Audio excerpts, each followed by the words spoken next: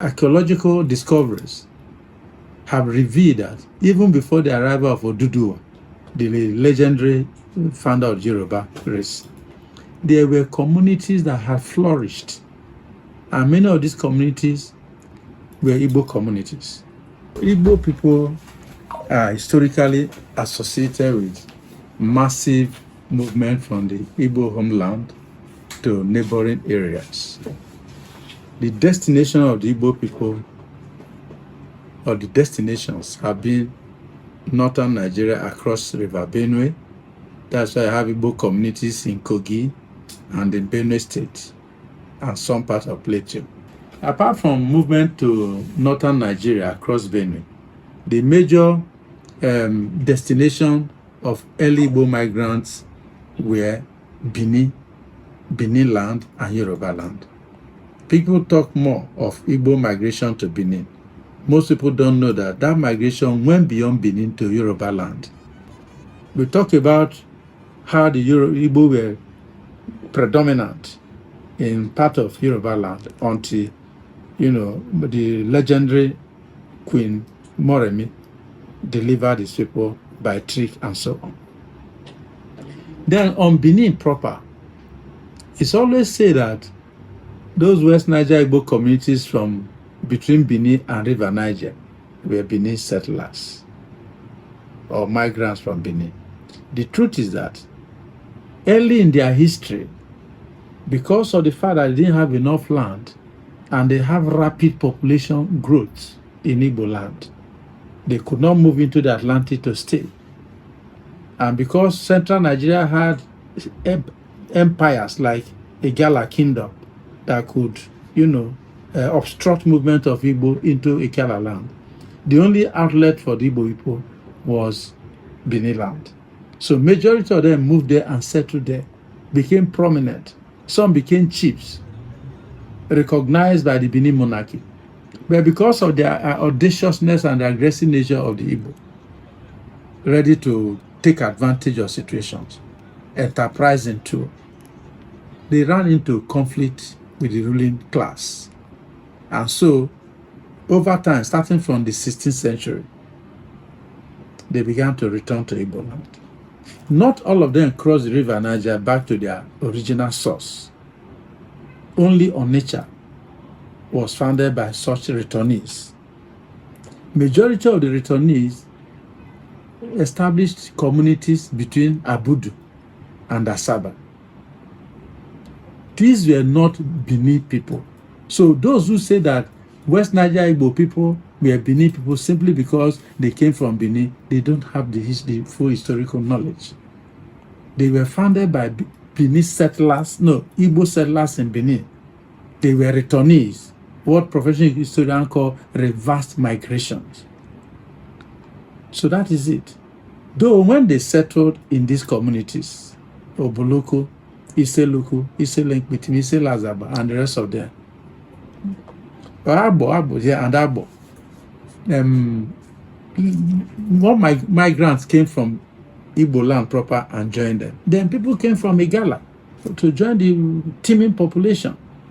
So what I'm trying to say is that it is wrong to say that West Niger Igbo communities were Benin people or are Benin people. Some of them are Benin because when the Igbo were returning, it's not as if they did not return with Benin people. Some have Benin husbands and wives.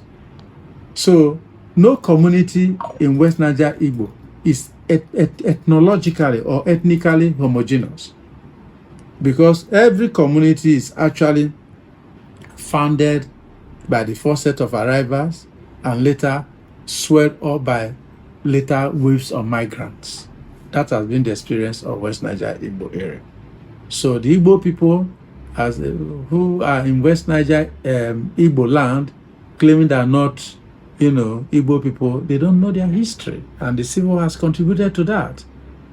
After the war, there was stigma attached to being an Igbo person.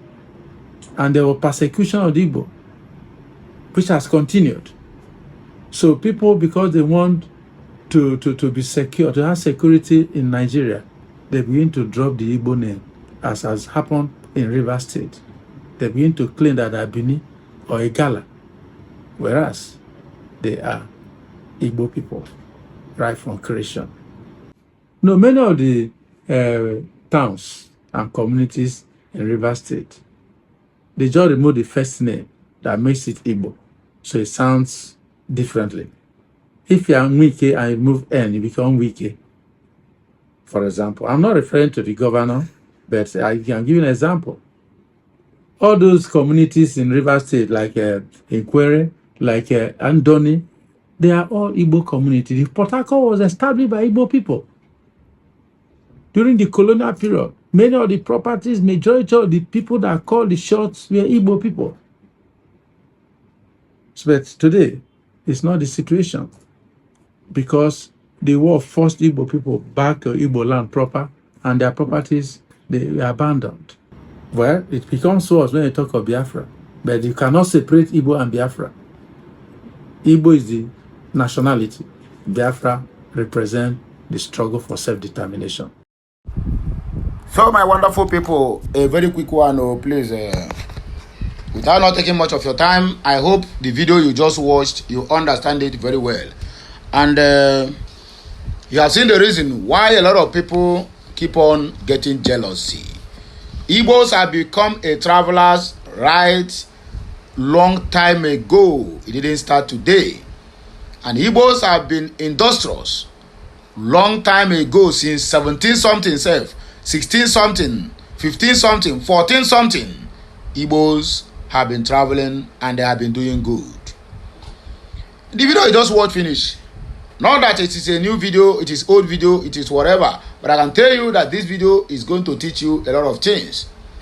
This video will make you to understand that this life we are living as an Igbo man, my brother, you are an envy to others because of your resilience. The spirit of resilience, the spirit of making things to happen, the spirit of entrepreneurship, and the spirit to dominate anything that belongs to you. Some people are very angry about the Igbos' resilient spirit. They are not just angry because you are an Igbo man. They are angry because you are profiting more than them. Some came out now and begin to tell us that Igbos are this, Igbos are that, because you want to dominate our area. That was why you say we are Igbos. Forgetting that the 5 states they said belongs to the Igbos, they are assigned to us. We know that the old eastern region, or rather the Biafra territory, comprises of 13 or more than 14 states. But let's take it this way. You that claim that we want to take over your land because you have mineral resources, how many of your indigenous can boast of having what will you call it, oil well in your backyard? None. I repeat, none. But Sultan of Sokoto have over 25 oil wells in the Niger Delta.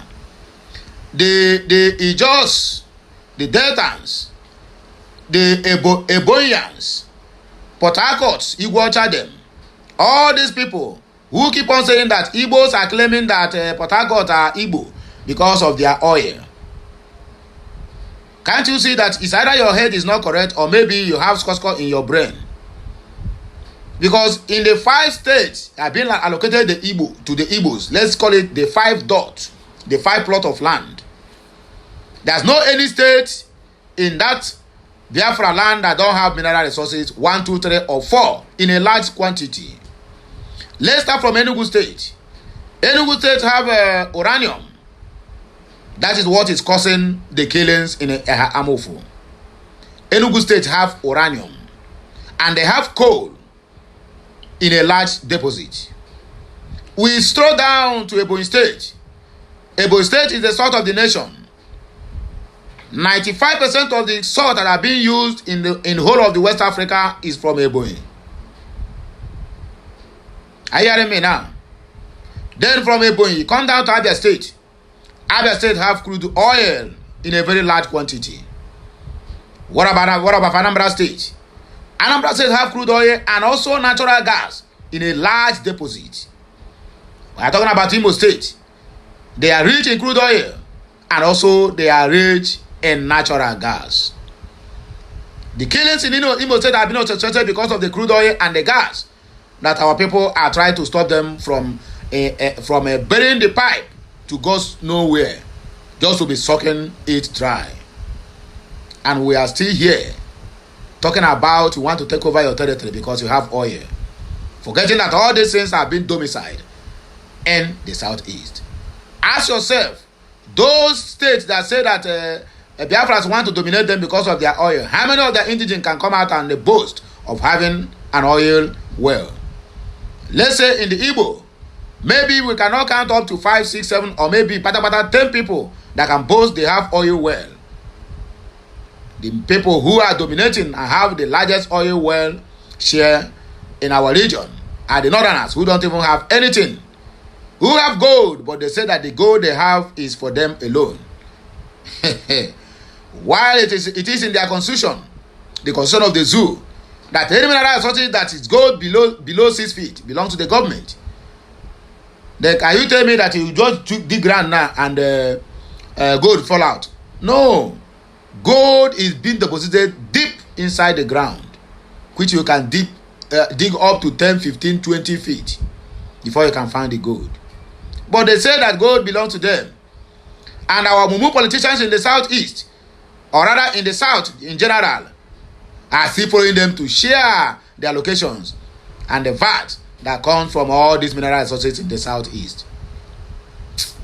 Our mumu, the mumu of the southeast and south, including southwest, the northerners who don't have brain, who they call cows, are even using their cow brain to use them for their own personal gains.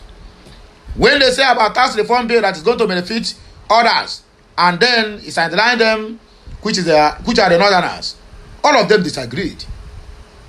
But these people went to and initiated what they call a Hizbah police, which is a Sharia police,